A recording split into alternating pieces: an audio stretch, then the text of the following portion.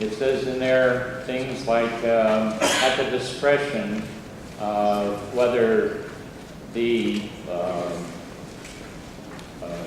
thing that we pay into for welfare or et cetera is as good as the unions. I don't know who's making that decision.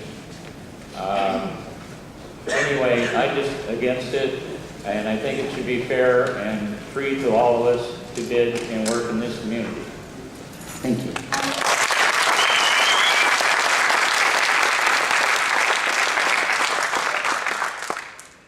Next will be Star Beckwith, and after that's going to be Tom Brickley, Robert Adcock, James Torjay, and Kevin Dean. I'm a local union contractor in Corona and also a 25-year card-carrying union member of Local Number 5. I'm here tonight in support of the PLA. PLAs by definition are designed to give maximum benefit to all parties involved. Workers, union and non-union, benefit because their wages and benefits are protected.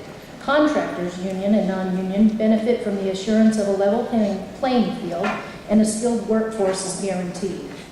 Lenders and insurers benefit from lowered risks, but the owners and taxpayers benefit most. The virtual elimination of costly delays due to labor conflict is a vital factor in completing the project on time and on budget.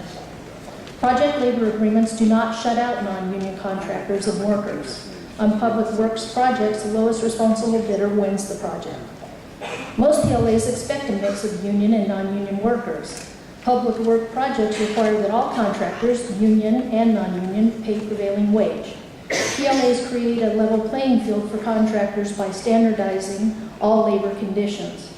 The PLA creates competition, it does not restrict it. PLAs bring value to the community beyond the efficient building of the project. Project owners can design their PLA to address a wide range of local needs. PLAs can make sure that the project is built by the community workers through local hiring agreements. Many recent PLAs are initiating community outreach efforts, enrolling minorities and women in pre-apprenticeship programs. These programs are a step in the creation of a lifetime career in the construction industry because local workers build a project, the project payroll stays in the community and contributes to its prosperity.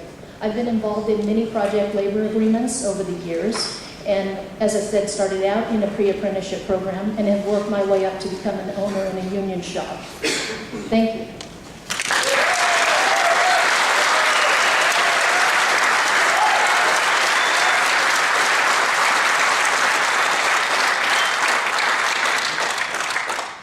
Tom Brickley.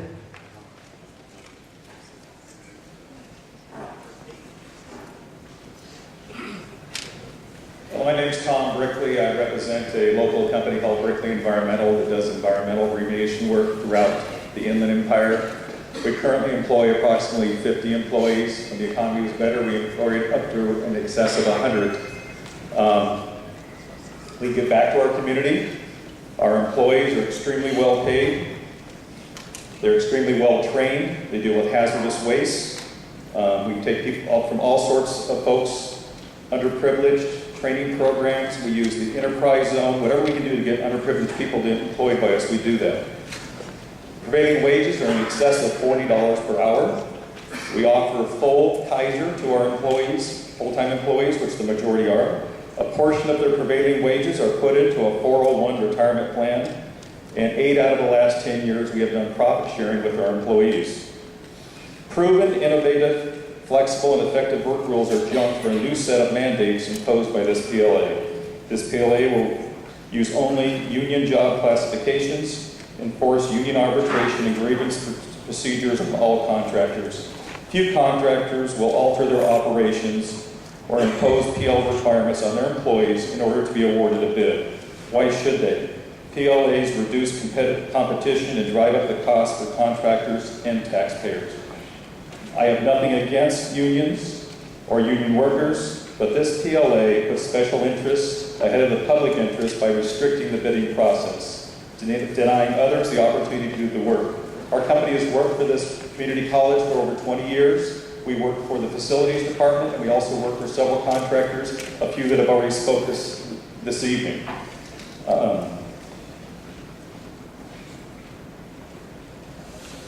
I urge you to vote no on this PLA. Allow my company, employees, fellow non-union contractors to continue to work and bid for RCCD. Thank you.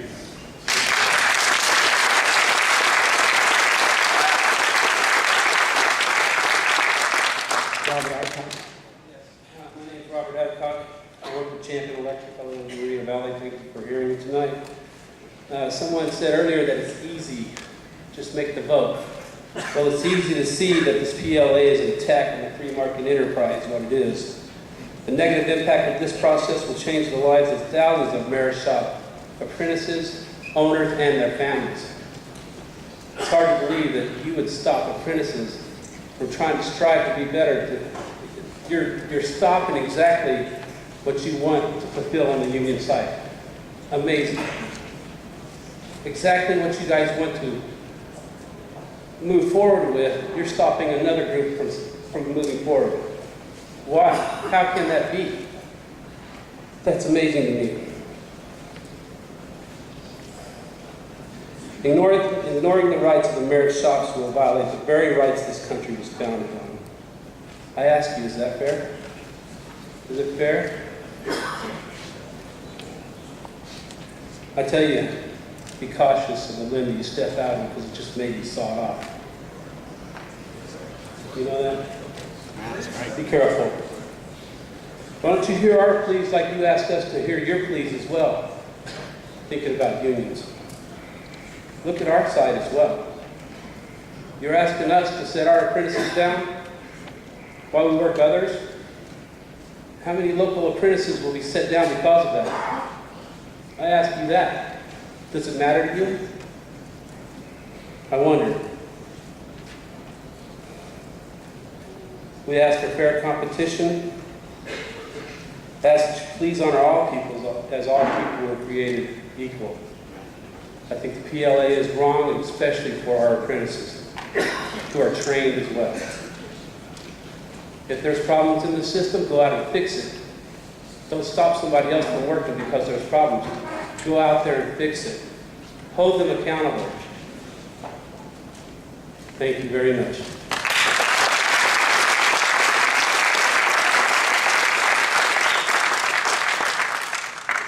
James Torjay.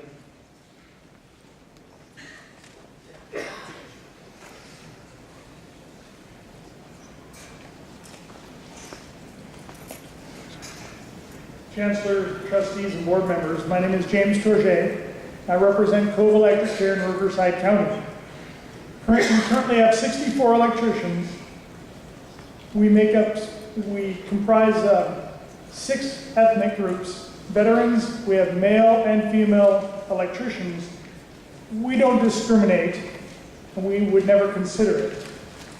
We respectfully request that you do not consider discriminating against non-union electricians or construction workers also. 100% of our electricians are state certified apprentices or journeymen. We're proud of that fact, and we work very hard to continually educate our electricians. When it became apparent that we were going to come and represent Cove Electric here at this meeting, we had a meeting of Cove electricians, all 64 of them, and found out that 38 of them had taken advantage of the Riverside Community College District. I wasn't even aware of that, and we're proud of that.